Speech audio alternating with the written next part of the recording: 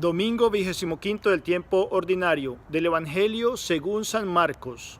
En aquel tiempo Jesús y sus discípulos atravesaban Galilea, pero él no quería que nadie lo supiera, porque iba enseñando a sus discípulos.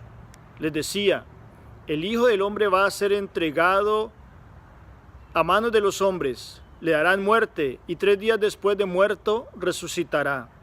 Pero ellos no entendían aquellas palabras y tenían miedo de pedirle explicaciones.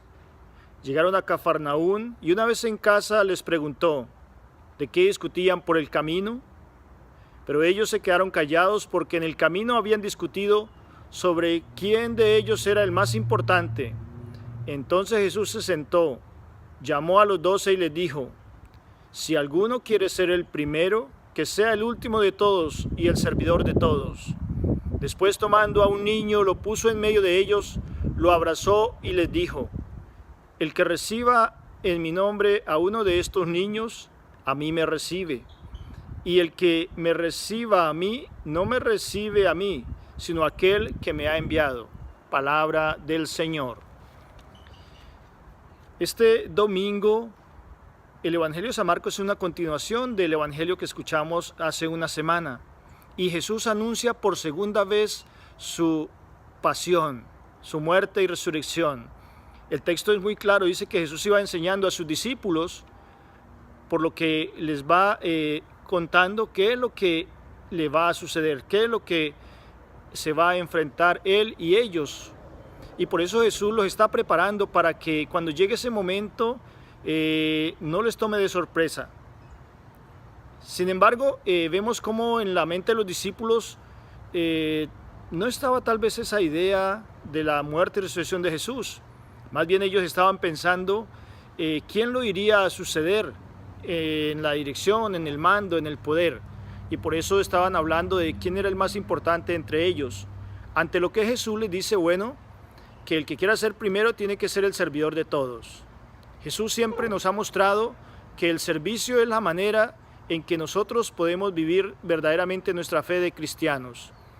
Y Jesús le enseña eso a sus discípulos. Ellos, antes que ser los primeros, deben ser los últimos, los servidores, los que están dispuestos a dar su vida por Dios, por el Evangelio, por los demás. Y esa es también una enseñanza para nosotros que somos los discípulos de hoy de Jesús. Pero finalmente Jesús entonces pedagógicamente les muestra cómo es que nosotros debemos acercarnos a Dios. Y dice el texto que tomó a un niño y lo abrazó. El niño es un ejemplo para nosotros de alguien que recibe a los demás con amor, con sincero corazón, sin rencor, sin envidias. El niño necesita protección, el niño necesita crecer y muchos otros elementos que necesita un niño. Ese aspecto lo podemos también ver desde otro punto de vista, y es: el niño es Jesús, ese niño es el Evangelio, y la invitación es para que nosotros recibamos a Jesús como el que recibe a un niño, abrazarlo, amarlo, protegerlo, dejarlo crecer, recibirlo. Cada día debemos estar abiertos a escuchar el Evangelio del Señor, la palabra de Dios, ser ese terreno fértil donde esa palabra llega a dar muchos frutos. También ese Evangelio o mensaje del Señor que nosotros recibimos debemos cuidarlo. Sabemos que cada día el Evangelio se ve atacado desde diferentes puntos de vista, a veces desde nuestro mismo hogar, de nuestro mismo trabajo, de nuestro mismo entorno. Por eso hay que proteger esa vida que nos brinda Jesús, esa palabra que Él nos regala a través de las Sagradas Escrituras. Y también el otro aspecto con respecto a los niños es que hay que brindarles amor. Tenemos que brindar nuestro corazón a Jesús. Como abrazaba Jesús a ese niño, también nosotros tenemos que abrazar su Evangelio, su palabra que da vida.